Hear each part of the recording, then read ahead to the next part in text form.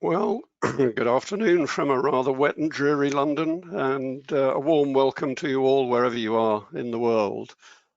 This afternoon, then, our event from Professor Sir Charles Bean on the impact of COVID-19 and other things on the economy will begin shortly, and we will aim to have a question and answer session, and then we'll finish by 5 o'clock, 1700 UK time. Now, with last week's spending review hot off the press, the damage to the British economy from COVID-19 was laid bare. But Brexit, one way or another, got little attention, and nor did some of the systemic challenges, such as our record on productivity and the increasing impact of an aging population. So to decode all this for us, we're privileged to have with us Professor Sir Charles Bean, who has a reputation for providing clarity and understanding on complex issues that are shrouded in the fog of economics. So much that the government recently asked him to do a review of the quality, the delivery, and the governance of UK economic statistics.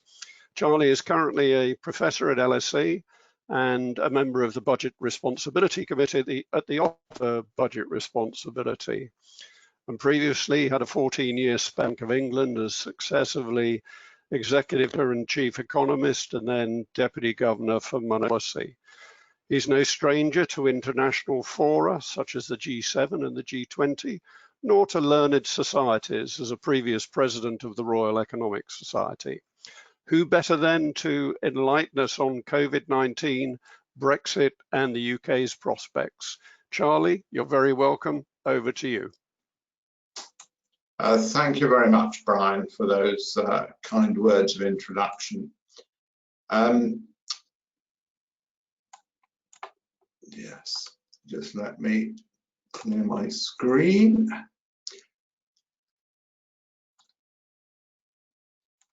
Okay, I'm going to talk a little bit today about the outlook over the next few years, and in particular, it's in the context of the economic and fiscal outlook that the Office of Budget Responsibility published last week alongside the Chancellor's spending review.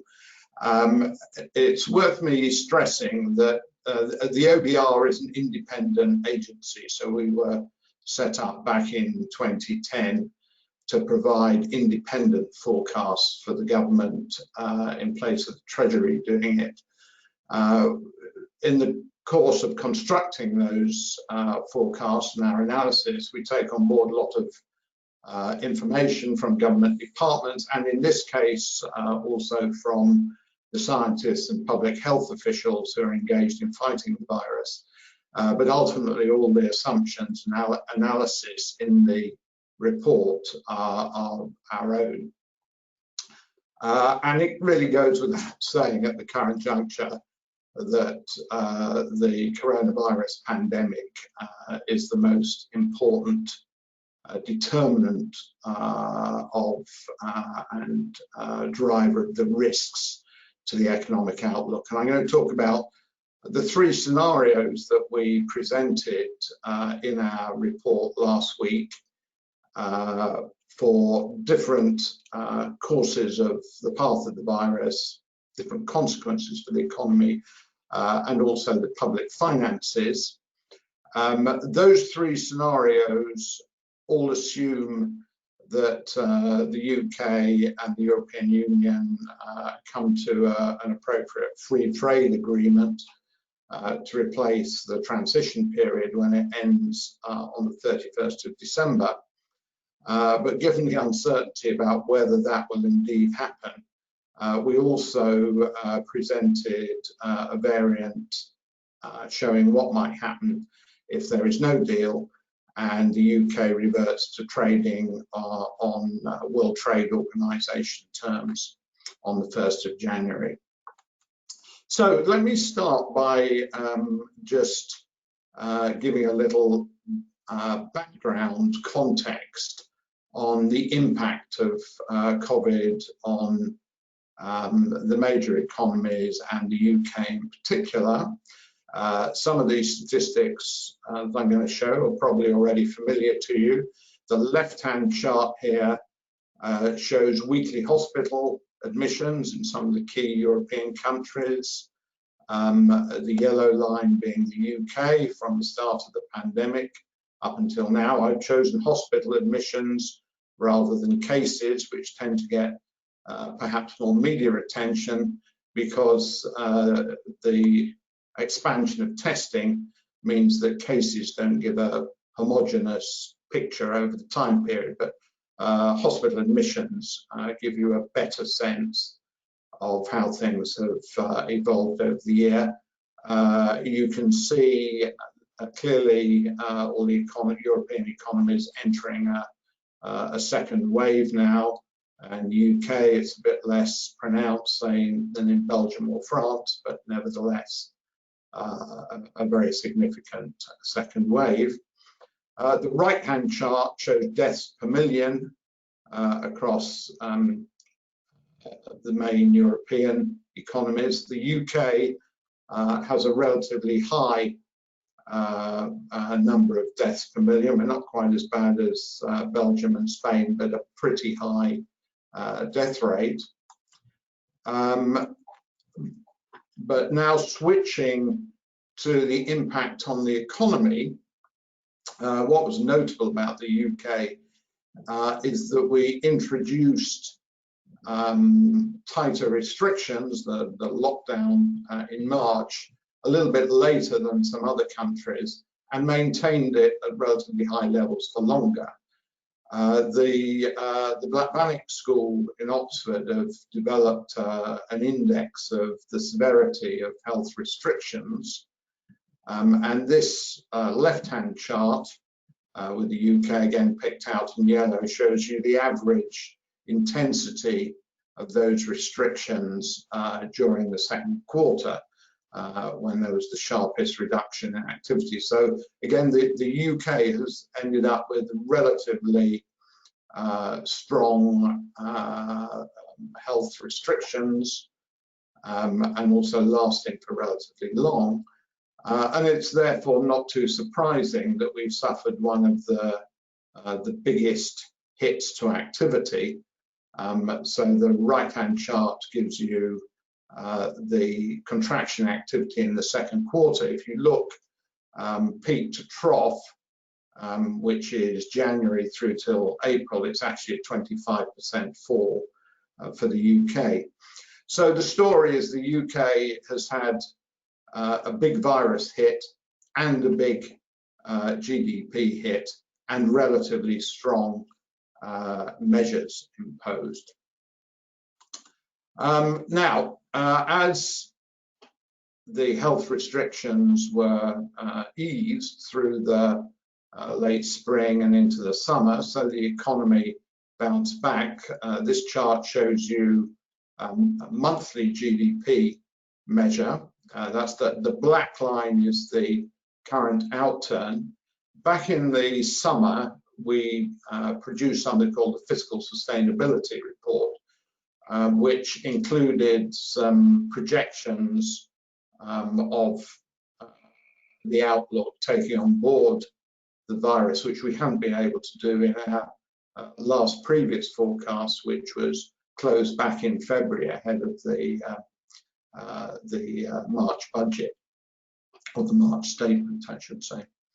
And that publication in June included, as well as a central projection, upside and downside scenarios, and that's the sort of purple fan here. Now, as it happened, the economy actually rebounded more strongly even in our upside scenario through June and July. But as you can see, the pace of recovery was gradually leveling off as we went through into August and September.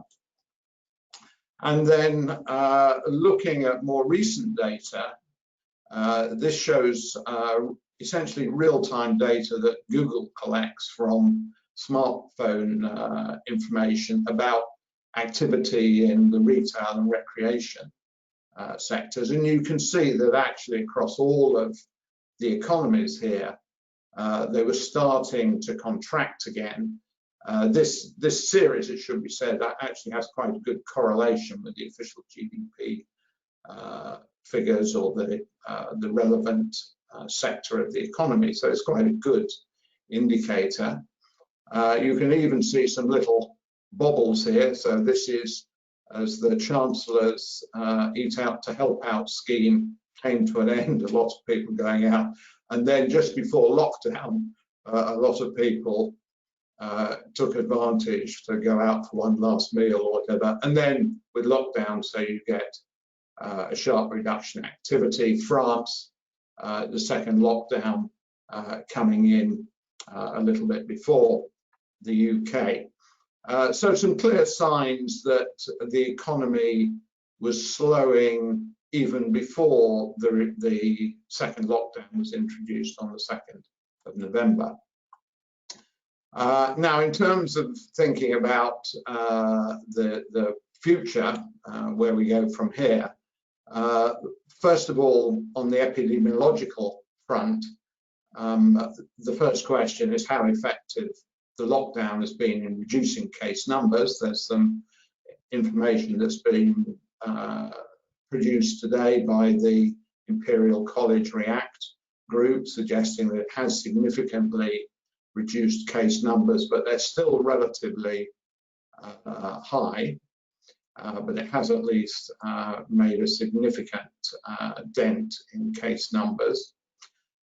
Following on from that, and this of course is what the big political debate today and tomorrow in Parliament will be about, is what the appropriate public health restrictions will be needed after the lockdown ends on the 2nd of December, going into Christmas, and potentially for some while after Christmas in the new year as well, because although we've had very good news on the vaccine front in the past couple of weeks, it's still going to be a while before those vaccines are generally available. There is a little bit of a tendency for people to be saying, well, we've had these great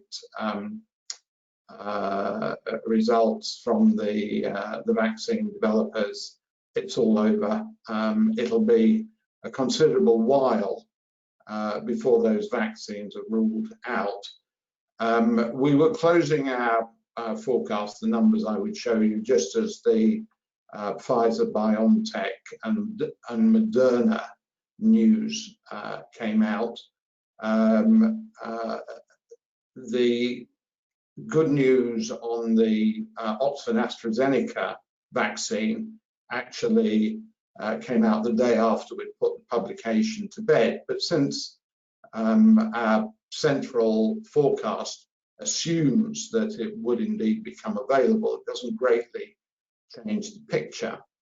It is important, though, that it is available, because in terms of the number of people who could be inoculated with just the Pfizer and Moderna vaccines, you're talking about covering a little over 20 million, whereas the Oxford one, where the government has bought 100 million doses, there's 2 doses needed to inoculate somebody. It now essentially means you can inoculate the whole population, or as much of the population as you want to.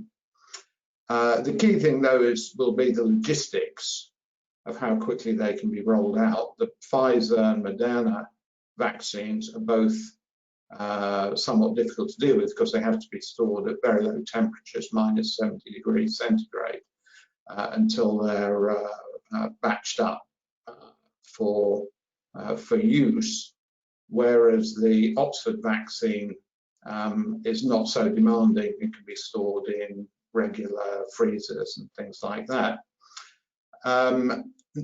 That said, it's still quite something if you're talking about inoculating, say, 40 million, 50 million people, each who have to have 2 shots. If you want to get it all done by the summer, you're talking about 3 or 4 million people a week needing to be inoculated. So this is a big logistical challenge. On the topic of restrictions then, given that it'll be a while before the vaccines are rolled out widely, even if some particular subgroups may be inoculated in the near term, inevitably there's going to need to be restrictions retained in place. This is quite an interesting chart, although it needs a little bit of looking at to see what's going on. But it helps to explain why the government has felt that it was important to introduce relatively strong restrictions after lockdown ends. The horizontal chart here plots the percentage change in cases during September, or most of September, growth in cases. Each dot here is a local authority area. And the vertical axis here is the growth under the tier system that preceded lockdown. So what you would hope is that the introduction of tiering, the system that was introduced before lockdown, would have had an effect in lowering growth rates. So what you want to see is dots being below that 45-degree line, which is marked in, which would say growth rates have come down as a result of introducing the tiered restrictions. And ideally, you'd want them to be beneath the horizontal axis. Now, the local authorities here are separated into those that were classified as Tier 1, Tier 2, and Tier 3, Tier 2 being yellow, Tier 1 blue, and Tier 3, the highest and most stringent, being the red ones. And the thing that you should take away from this chart is that restrictions of the stringency of Tier 2 going into lockdown was enough to slow the rate of growth of infections, but not enough to bring them down. You needed something stronger. Basically, Tier 3 was enough to actually be pushing case numbers down. And that helps to explain why the government has wanted to introduce relatively tight restrictions to replace lockdown when it ends on December the 2nd. So, in terms of the assumptions that are going to underlie the three scenarios I'm going to show you, they differ basically in the background assumptions about the virus, and as a consequence, therefore, the intensity of the restrictions that are needed to keep, to be consistent with keeping the virus in check. So in our upside scenario, we assume that the test, trace, and isolate system is pretty effective at identifying outbreaks, enabling you to operate with restrictions which on average between now and next spring average around about the old Tier 2. There may be some temporal variation and some regional variation, but think of it like that. On the other hand, in our central scenario, we assume the test, trace, and isolate system remains partially ineffective at best, and the government has to keep restrictions of round about Tier 3, the old Tier 3 level, in place through until the spring. And then for the downside, which is one where basically we assume the vaccines are not very effective, say the virus mutates or something like that, and the government needs to keep pretty strong restrictions in place to keep the infections in check. And you can see along the bottom the assumptions regarding the vaccine. So the upside is a very optimistic take on the speed of rollout of the vaccines. Our central one, which assumes they're sort of widely available through the population by the middle of next year, is what the health professionals suggested to us was actually more plausible. And then, as I've said, in our downside scenario, the vaccines turn out not to be very effective. On top of those health issues, there's economic questions. The first question is obviously, even once the vaccines are rolled out, if they are effective, how long it takes for consumers to start spending again and life to get back to normal. And secondly, and perhaps more importantly, this is something that there's been quite a lot of discussion amongst economists about, is the extent of scarring, as it's called, that there may be some permanent long-term impairment of the level of potential output in the economy as a result of the virus. And that can come through a range of channels. Investment has been weak as businesses have either cancelled or delayed projects during the pandemic.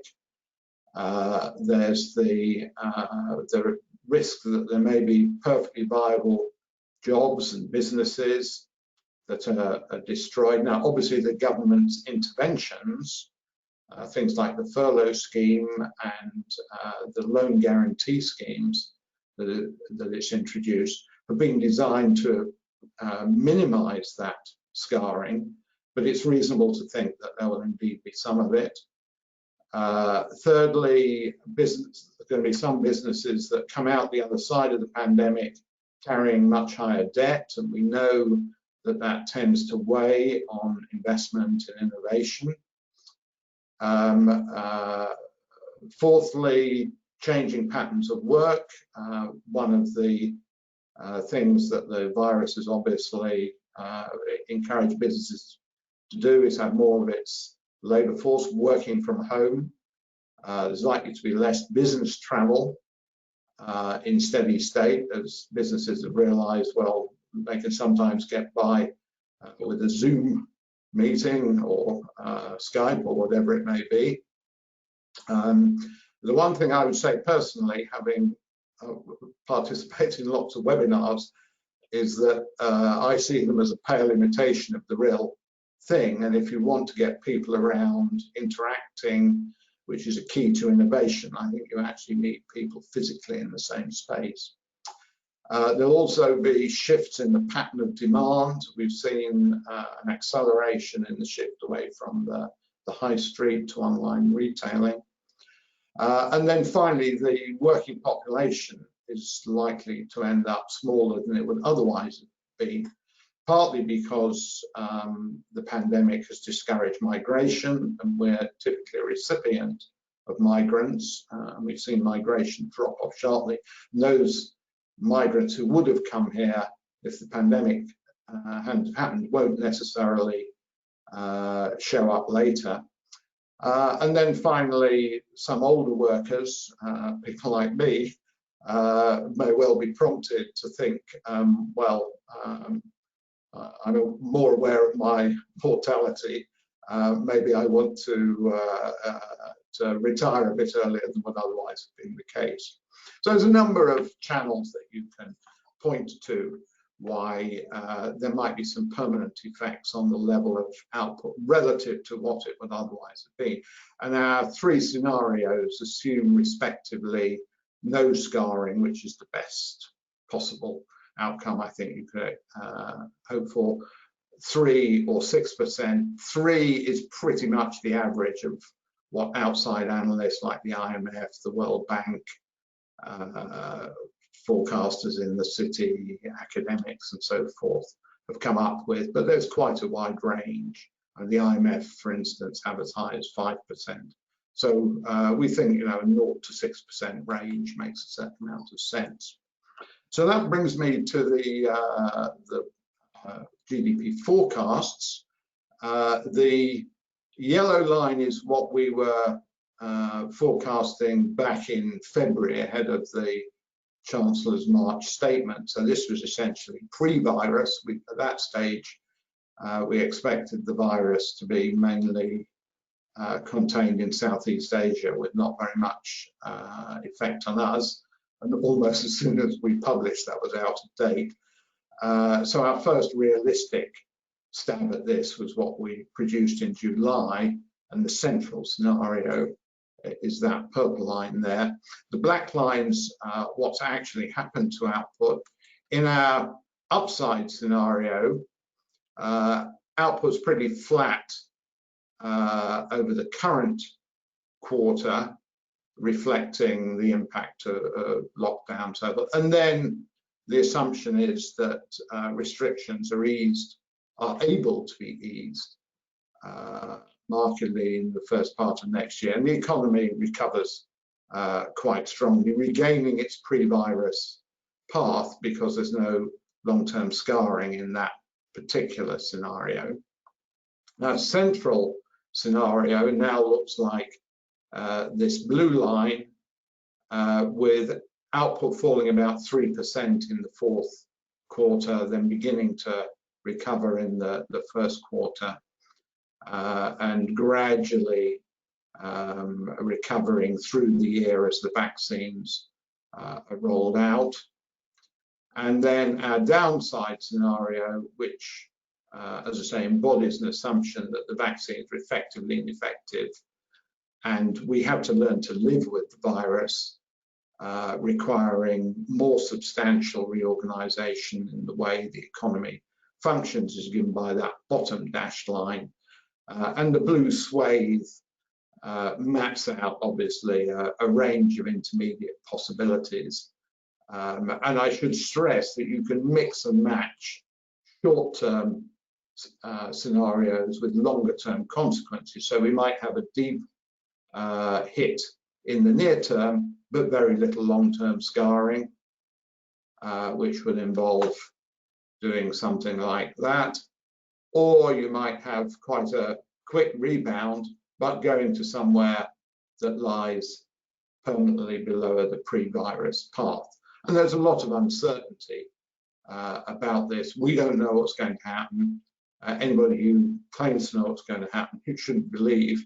But it's important that the government, in framing its fiscal plans, takes account of that uncertainty. I'll skip that particular slide given the time. Just show you the unemployment picture that goes with this. Not surprisingly, there's a wide range of unemployment possibilities. So far, the government's furlough scheme has prevented unemployment rising very much, and the recent extension pushes it out until the spring of next year. In our central scenario, the economy is not back to a high level of activity then, so unemployment rises to about 7.5%. Now, it may well be that under those circumstances, the Chancellor might well decide to provide further support, but at the moment, this is just conditioned on what the Chancellor has announced he's going to do. And as it stands, the furlough scheme ends at the end of March. If we're in the upside scenario, the furlough scheme has done a pretty good job of bridging us through the period of the pandemic to the post-pandemic world with a pretty modest rise in unemployment. But in the downside scenario, unemployment goes up to something like in excess of 11%, although that's still short of the peak we got to in the 1980s. This is the corresponding point there. Now, in terms of the government's interventions, through the course of this year, it's introduced a succession of measures or expanded ones that it already introduced, tweaked them or whatever. This chart here shows you how spending has gradually ramped up across successive announcements up to, this is the summer economic update here. This is the winter economic plan on 24th of September. This was where we had ended up at last Wednesday's announcement. And you'll notice that of this 280 billion, which is about 13% of GDP, if you want to put it in context, about half of that has gone on extra spending on public service, and this is basically health spending, the national health, track and trace, vaccines, all of that. The yellow chunk here, which is about a quarter of that 280 billion, is primarily spending on the furlough scheme and its analogue for the self-employed. And then there's some stuff up the top here, which is various forms of support for businesses, rates relief, grants, loan guarantees, things like that. So that's 280 billion of extra spending this year. And that means that, not surprisingly, borrowing has exploded. We expect it to hit 19% of GDP in the this current financial year in the central scenario, a bit higher in the downside scenario, because tax revenues are a bit lower, a bit better in the upside scenario. But then as we go through next year and the emergency spending on health rolls off and the furlough scheme ends, so that deficit should close quite rapidly. In the upside scenario, it essentially goes back to where we'd otherwise have been. In our central scenario, because of the scarring on the level of activity in the economy, it goes back to a somewhat higher level, around about a percentage point higher, and it will be even worse in the downside scenario. And looking at the decomposition of that borrowing, as you might have expected, the bulk of it comes from the extra spending. This is that 280 billion that I showed you before, of which half was health, and the rest was support to businesses, either through the furlough scheme or through grants, loan support. And the red bit here is lower receipts, lower tax revenues and the like. And that red bit persists into the medium term if there is some scarring, and this assumes 3% of scarring. So the persistence of this red bit is crucially linked to how much long-run damage there is to the economy as a result of the pandemic. If you want to see what's happening to debt, this is the best picture to look at. This looks at the ratio of debt to GDP, except I've stripped out some of the Bank of England's operations, which introduced some funny movements over the next few years, because the Bank of England is has extended loans through its term funding scheme and financed those by creating more bank reserves. It adds to debt, the public sector debt, but the corresponding asset, which is pretty safe, is not included. And those term funding scheme loans unwind at the back end of here. So you get a better picture of what's going on by stripping them out, which is what I've shown you here. So this tells about the underlying path of debt to GDP. Back before the financial crisis, we were down at 40%. The financial crisis pushed it up around about 70–80%. Now we're going to be up around about 90% or so. If you want to ask what would the Chancellor have to do in the medium term to balance the books, there's a bit of an issue about what you mean by balancing the books. He said he wants to do this, but there's a history of the government chopping and changing what its target measure is. Most recently, in its March statement, the government said it wanted to focus on the current deficit. So that's leaving out both debt interest. If you leave out the headline deficit, which would be nearly 4% at the forecast horizon, if you strip out the interest element, it goes down to 3%. But if you leave out the investment component on the grounds that investment spending is building up an asset, which was the government's thinking, gets you down to about 1%. So this is the most generous interpretation of balancing the books. So it would need about that's about a 25 to 30 billion either further cut in spending or an increase in taxes to close that. And in terms of getting debt under control, which is said it wants to do, and here you presumably want to look at some measure of debt relative to GDP. The measure I was looking at before, which is possibly the best one, would imply, again, you need to do about 1% of GDP's worth of fiscal tightening. If you look at a measure which includes or nets off from debt some of the government's financial assets, short-term financial assets, you get a rather better picture there. But at least if you look at the deficit, it suggests that in the medium term, the Chancellor may need to be talking about either raising taxes or cutting spending of the order of 30 billion a year. Now, I should just add a few closing words on Brexit. I promised you that I'd talk about our Brexit scenario.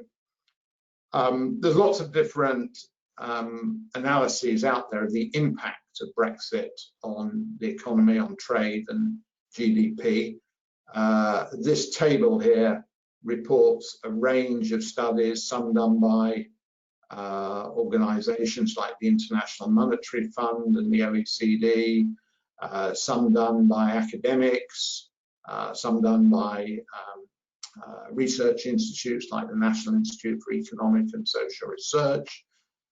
They use different models calibrated in different ways, but they all have an adverse effect on the economy of going from being a full member, as we were, to trading on a Canada-style free trade agreement, which is what the government said it wanted to achieve. If you average across those studies, the hit is about 4% of GDP. And that hit was incorporated in our last forecast back in March. So that's already in there.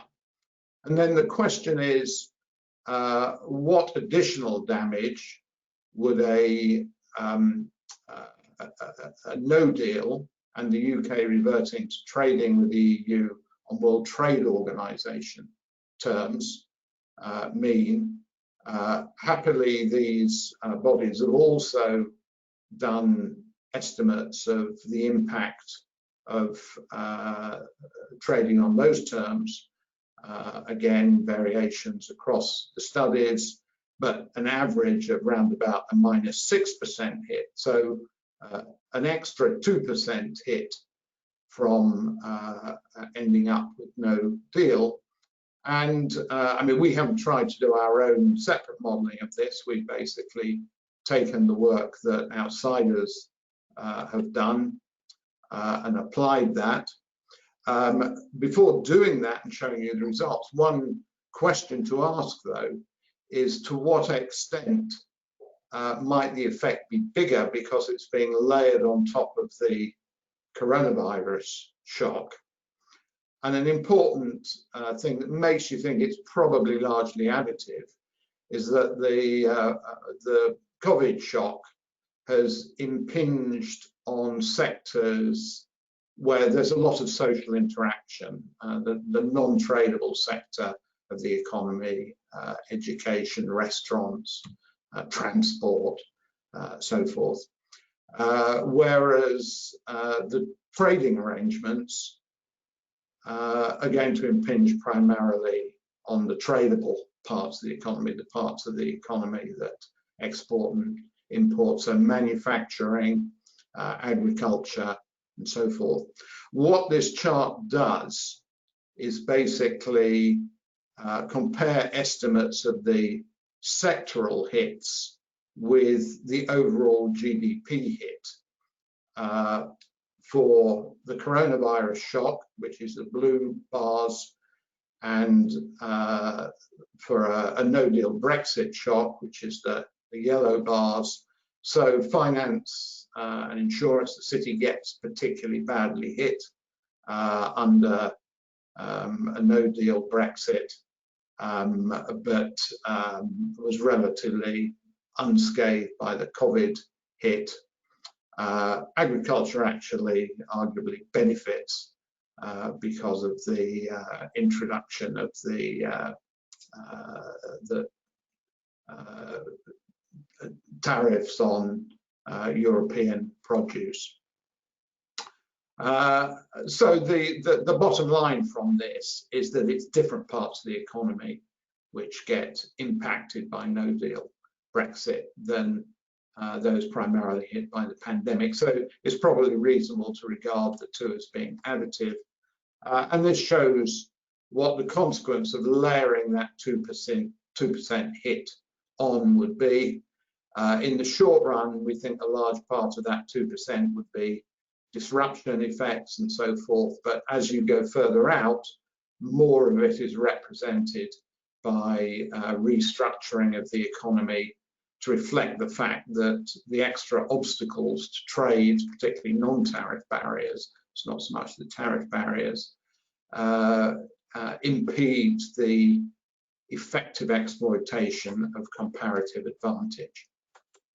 So to conclude, COVID has taken a pretty heavy economic and fiscal toll. In terms of the economic toll, we're looking at a contraction this year of the order of 11%, which it would be the biggest for 300 years, since 1709 and the Great Frost, when of course the economy was very heavily agricultural. So it's a huge, huge hit, twice as big at least as the hit during the financial crisis.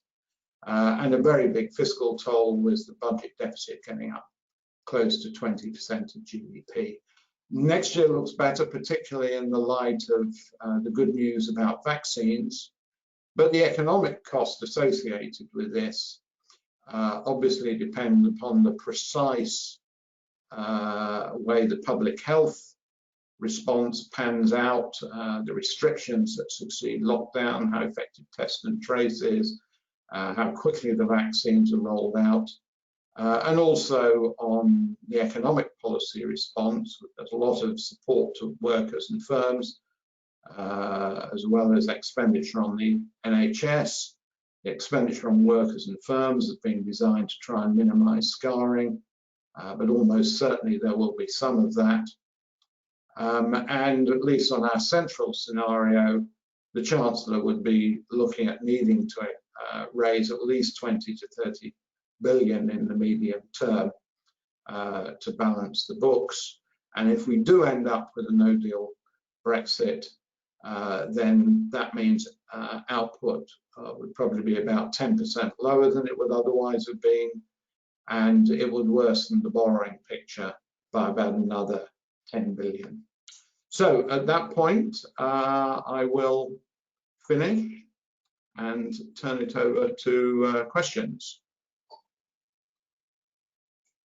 Well, thank you very much.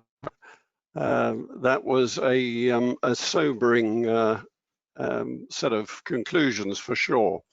But there are a number of questions, and I'll try and avoid those that assume you have some superhuman ability to look into the far distant future. But let's look at the past first. Back at the end of March into April, virus is spreading in Italy and other European countries. What what were your colleagues in the OBR and what were our colleagues? What were you thinking about what's going to happen here? Well, when we go back to when we were putting our forecast together, so we start early, and the forecast process is quite a time-consuming one. In principle, we're supposed to start 10 weeks before the Chancellor expects to make his announcement. And we do have a lot of interaction with departments and 3 rounds of giving them a base forecast that they go away and crank their models to predict tax revenues and stuff like that. So when we actually started the forecast at the beginning of the year, we actually were only just getting the first news about this outbreak in Wuhan.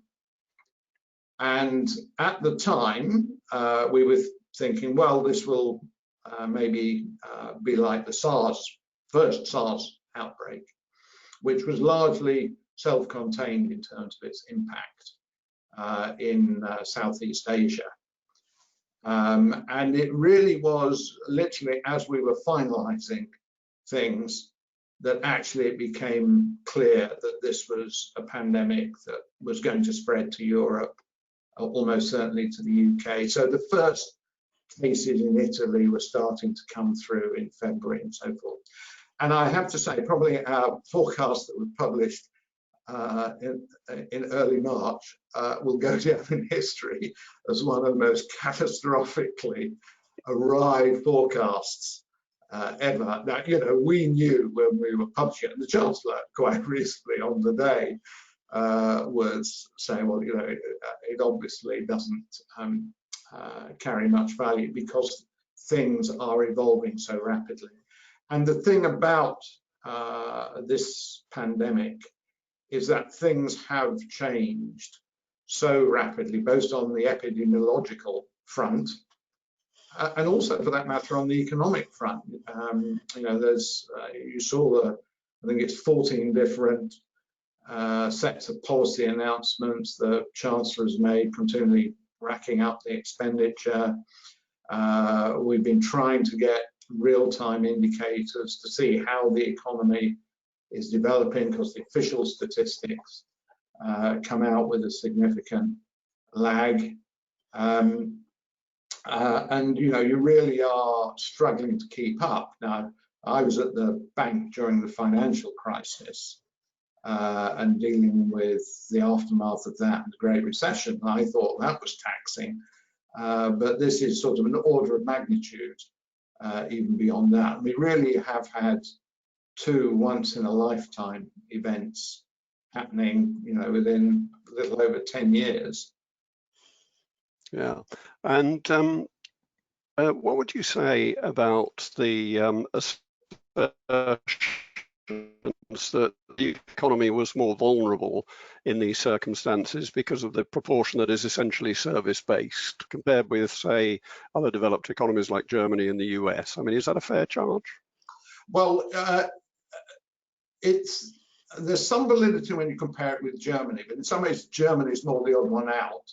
People make a lot of the fact to say, oh, you know, we're more service-based and, you know, we have a bigger hospitality sector and so forth. Actually, if you compare us with France, Spain, and so forth, we don't look that different.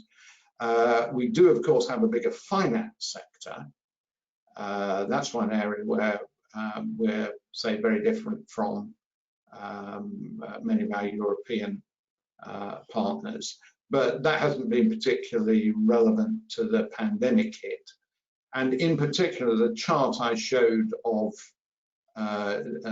different GDP impacts in the second quarter, where the UK, along with Spain, has one of the biggest hits, you can pretty easily control by reweighting the various elements of output and just assume all countries have the same industrial composition. That makes very little change. There is also a point to be made about differences in the way public sector output is measured in different countries. And in this country, we try and measure public sector output using direct measures of output. Some other countries just measure it using the inputs, which is what we used to do. And that tends to make our fall about 2 or 3 percentage points bigger, but it doesn't explain the bulk of our worst performance. So it's pretty robust to say we've had a bigger economic hit, and that's not really just down to things like different sectoral composition, different ways of measuring public sector output. Yeah, so that, I guess, opens up a couple of other issues for the Chancellor. First on tax, secondly on productivity and investment, but just on taxation, having to close a gap of 20 to 30 billion, with the economy in a fragile state, degree of scarring affecting investment, etc. So where should the Chancellor go for raising revenues of that level? Okay, well, the first thing to be said is that we're not talking about a need to close this immediately, and we certainly don't give recommendations on what his fiscal plan should be. We sort of crank the numbers and try and ensure there's transparency about the public finances.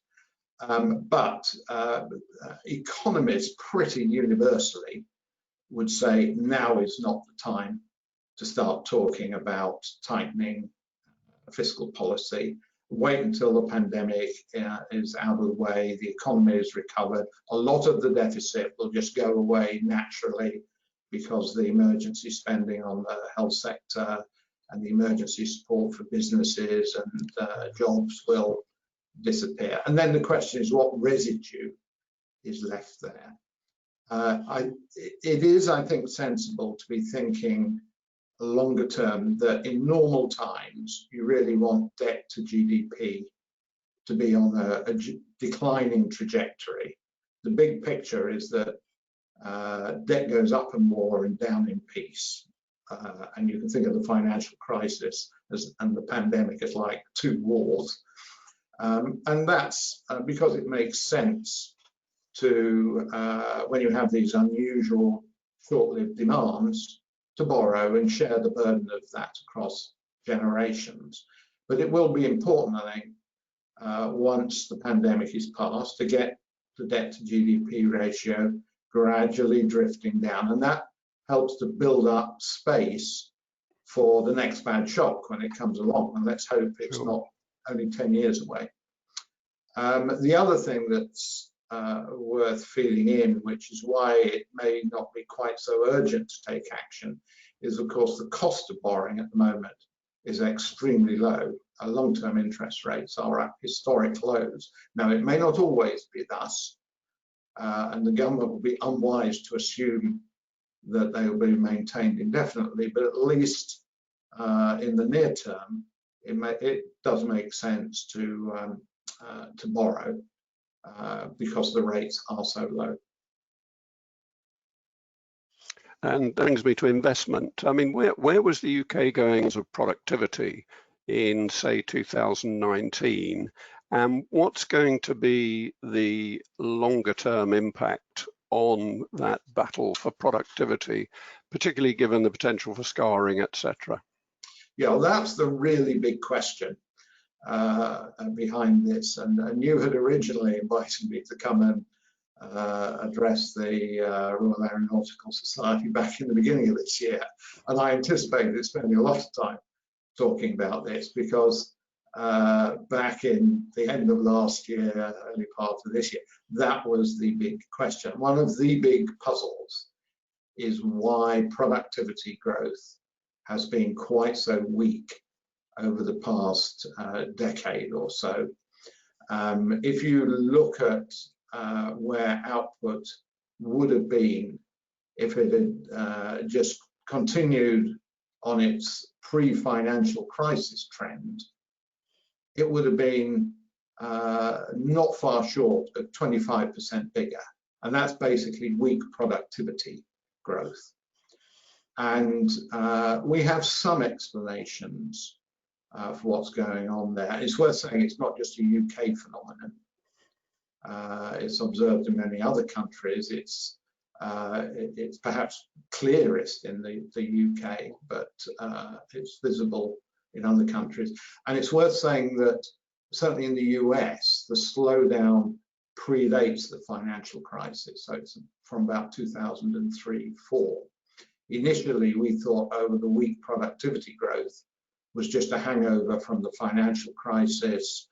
Businesses very cautious, uncertainty was high, getting balance sheets under control, things like that. But it's persisted longer than can be plausibly tied to just the financial crisis.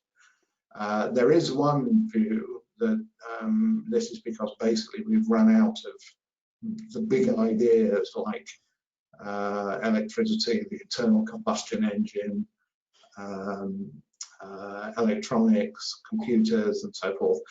Personally, I've not found that argument very persuasive, because it seems to me there's just as many exciting technological developments, genetic engineering, nanotechnology,